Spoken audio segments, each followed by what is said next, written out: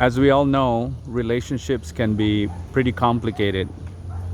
And whether it's within the family or within a community like the church or any other communities. Today, I want to share a little bit about one aspect of relationship, that is communication, how to have good communication. Yes, this is commonly talked about, but I want to take my points from Joshua chapter 22. Now, you see, the Israelites, they had entered into the promised land, but on the western side of the Jordan River. But then there were 2.5 tribes that decided to live in the eastern side of the Jordan. So when these 2.5 tribes had helped their fellow Israelites to enter into the western side of the promised land, and they had helped them to conquer the different nations, the enemy, and they were able to invade the land. Now it was time for them to return to their land in the eastern side of the Jordan. They had kept their promise, now they were going back. But then when they went back, they decided to build an altar which was the exact replica of the altar that God had asked Moses to build on the western side of the Jordan.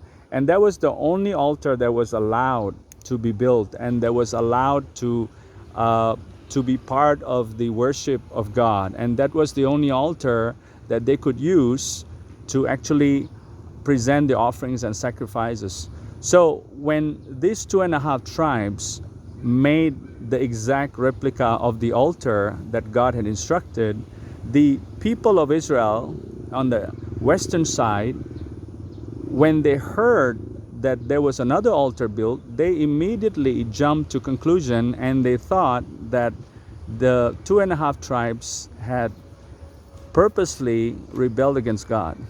So they were very upset and they wanted to go to war against the 2.5 tribes. Now, why were they so emotional and so enraged? Because see, on the way in the wilderness, when they were on the way to the promised land, they had experienced so many disciplines of God. See, many people had sinned against God in the wilderness on the way to the promised land.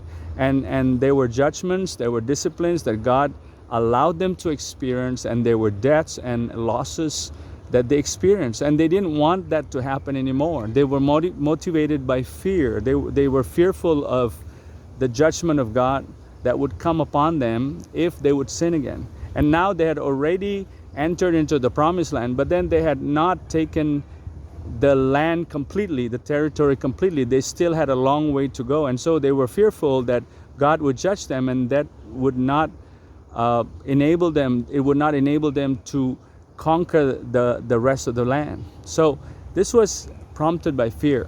So they crossed the Jordan, they went to the other 2.5 tribes, and immediately they said, how could you break faith with the Lord? How could you rebel against God? How could you disobey? Don't you know what happened in the past when people disobeyed? There were judgments that happened, and they were accusing them. They jumped to their own conclusions and assumptions, and they were accusing the 2.5 tribes of rebelling against God. Then later on, the 2.5 tribes explained that we didn't do this to rebel against God. We did not build this to have a duplicate where we can present offerings and sacrifices. We did it just as a reminder and a monument that would remind your descendants, your children on the western side of the Jordan, that we are also part of Israel, part of the promises of God, so that they would not forget. So when they explained that, things got settled. Now there are some lessons that we can learn over here, right? The first thing is, I think when we want to do something, when we want to make a decision, or after we make a decision, we have to remember to actually communicate that decision to the other party of interest. We shouldn't just keep it to ourselves. Communication of what we are planning to do or what we have done is very, very essential in keeping a good, harmonious relationship. So we need to remember that. It is best that and ideal that before we make those decisions, we need to communicate first, so that there won't be any misunderstandings, any assumptions, and the other party could actually give us some sort of input and advice on how to go about it in the best way. See, if the 2.5 tribes had presented their concern to the rest of the tribes and told them that, look, you guys might forget us, so we got to do something to for your descendants to remember us. They could have come up with a different solution, a different decision. You know, they may have been able to build a monument or something, or write a treaty or something, or any kind of agreement. But this wasn't done. So before we make any kind of decision, it's best to communicate that. And you know, their action was motivated by fear that they would be forgotten. They didn't want to be isolated. Sometimes we make decisions because we fear something, or because we don't want to be left out. We don't want to be isolated. We misunderstand what a person could do, and we go ahead of ourselves. So these are things that we got to remember.